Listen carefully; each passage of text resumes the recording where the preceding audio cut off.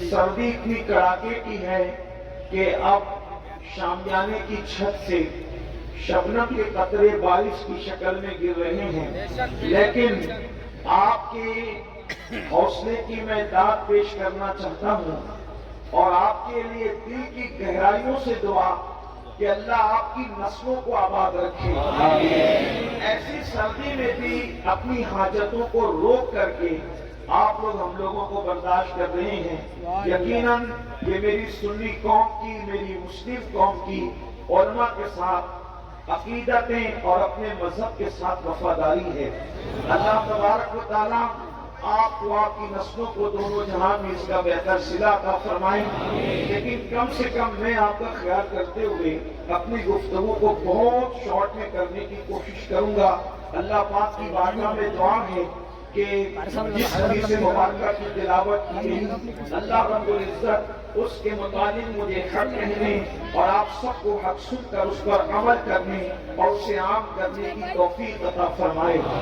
خطبہ حجۃ الوداع اور دیگر بہت سارے مقامات پر اللہ کے رسول صلی اللہ علیہ وآلہ وسلم نے اپنے صحابہ سے فرمایا کہ میں تمہارے درمیان دو بھاری چیزیں چھوڑے جا رہا ہوں۔ ثقلین فرمایا، اور ثقلین تسنیہ ہے جمع ثقیل کا، یعنی کہ وہ اس چیز کو ثقیل کہتے ہیں جیسے کہ ایک مقام پر بخاری کی آخری حدیث میں بھی جو ہے وہ ثقیل کا ذکر کیا گیا ہے۔ اللہ رب العزت کے حبیب صلی اللہ علیہ وآلہ وسلم نے فرمایا ثقیلتان فی المیزان، کہ میزان پر یہ دو کلمے بہت بھاری ہیں، یعنی کہ جو بہت بھاری ہو، جو بہت قیمتی ہو، جو بہت وزنی ہو، اس کو ثقیل کہتے ہیں۔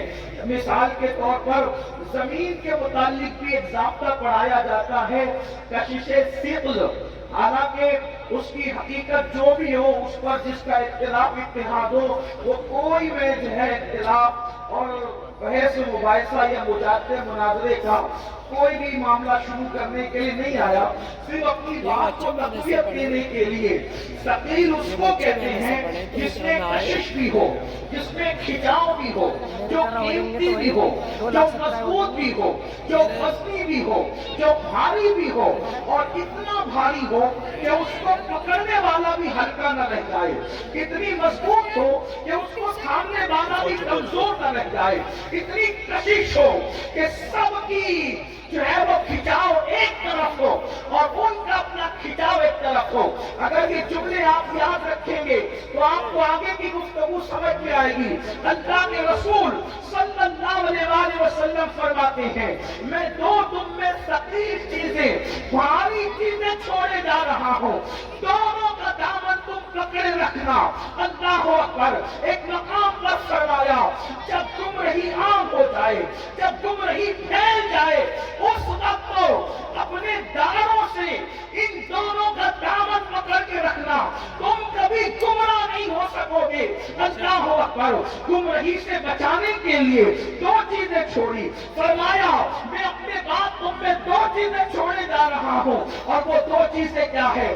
پہلے کے بارے میں فرمایا کتاب اللہ، میں اللہ کی کتاب چھوڑ کر کے جا رہا ہوں، قرآن چھوڑ کر کے جا رہا ہوں۔ پتہ چلا جب گمراہی کے دلدل میں لوگ پھنسنے لگے، جب لوگ گمراہی کے دلدل میں ڈوبنے لگے، اس میں جو دو چیزوں کا دامن پکڑنا ہے، اس کے پہلے نمبر پر فرمایا اللہ کی کتاب قرآن ہے، اس کا دامن پکڑ لینا، گمراہی سے محفوظ ہو جاؤ گے۔ میرے پیارے آقا علیہ الصلوۃ والتسلیم کے پیارے دیوانوں، دوسری چیز پر گفتگو کرنے سے پہلے آپ کے ذرا کتاب اللہ کے متعلق کچھ باتیں سن لیں۔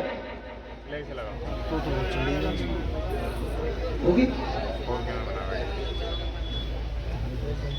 ایک بات درشی اللهم صل على سيدنا وشفيعنا محمد دائما ابدا على حبیبک خیر الخلق۔ اصل میں جلسے والوں کو کچھ نہ کچھ اہم باتیں کرنی ہوتی ہے، وہ ضرورت ہے، تو اس لیے اس پہ کوئی ناراض نہیں ہونا چاہیے، ان کو موقع دے دینا چاہیے کہ وہ بات اپنی کر لیں۔ اگر کچھ اور رہ گئی ہو تو وہ بھی فرما لے، تو تاکہ ضرورت پوری ہو جائے۔ اگر کر سکتے ہیں تو کریں، کوئی بات نہیں۔ ایک بار پھر درشی دائما ابدا على حبيبك خير الخلق كلهم صلاة وسلام عليك يا جد الحسن والحسين. اس میں تقریر یاد کر کے نہیں آتا ہوں کہ میں اس کو لفظ و لفظ سنا دوں. وہ جو دل پر وارد ہوتی ہے بات پھر وہ بات کی جاتی تو ذہن سے نکل جاتی. اس کے لیے آپ معاف فرمائیں. ایک بار پھر درود شریف پڑھیں تو بات اللهم صل على سيدنا مولانا محمد المعدن الجود والكرم وآله وصحبه وبارك وسلم صلاة والسلام عليك يا رسول اللہ صلی اللہ علیہ وسلم. افروز میں نے کبھی حقانی تقریر، روحانی تقریر، عرفانی تقریر کا کبھی مطالعہ نہیں کیا اب تک. ابھی تک موقع نہیں ملا. درشی پڑے مرتبہ اللہم صلی مولانا محمد المعدن الجود والکرم وآله وصحبه وبارك وسلم صلاة والسلام علیک یا رسول اللہ. عرض کر رہا تھا کہ اللہ کے رسول نے فرمایا میں تمہیں دو بھاری چیزیں چھوڑے جا رہا ہوں. اس میں وزن بھی ہے، مضبوطی بھی ہے، کشش بھی ہے. پہلی چیز اللہ کی کتاب، بے شک کتاب اللہ قرآن، اللہ کی کتاب. اور یاد رکھنا اللہ کی جتنی کتابیں آئی زمین پر وہ اپنی اصل شکل میں اس وقت موجود نہیں ہے. جو اللہ نے بھیجی تھی اس میں لوگوں نے اس کتاب کے ماننے والوں نے اور اس نبی کے امتیوں نے اس میں ترمیم کر دی. اگر جو کتاب نازل ہوئی تھی ہو بہو بغیر کسی ترمیم کے، بغیر کسی اضافے کے، بغیر کسی کمی کے، بغیر کسی زیادتی کے اگر وہ کتاب بالکل مکمل موجود ہے تو اس کتاب کو قرآن مقدس کہتے ہیں. اور الحمدللہ یہ قرآن کا معجزہ ہے کہ جب تک قیامت نہیں آ جاتی، حالات کیسے بھی ہو، حکومت کیسی بھی ہو، مسلمانوں کے حالات کتنے ہی بگڑ جائے، قرآن مقدس میں کبھی تبدیلی ہو نہیں سکتی. اللہ نے فرمایا اللہ اکبر کہ اس قرآن کو ہم نے نازل کیا ہے اور ہم ہی اس کی حفاظت کرنے والے ہیں. اللہ اکبر. میرے آقا علیہ السلام کے پیارے دیوانوں، اللہ کے رسول نے فرمایا اللہ کی کتاب کا دامن پکڑ لینا. ایک بات آپ سے کہنا چاہتا ہوں، یہاں پر ہزاروں کا عاشقان رسول کا جمع کثیر ہے.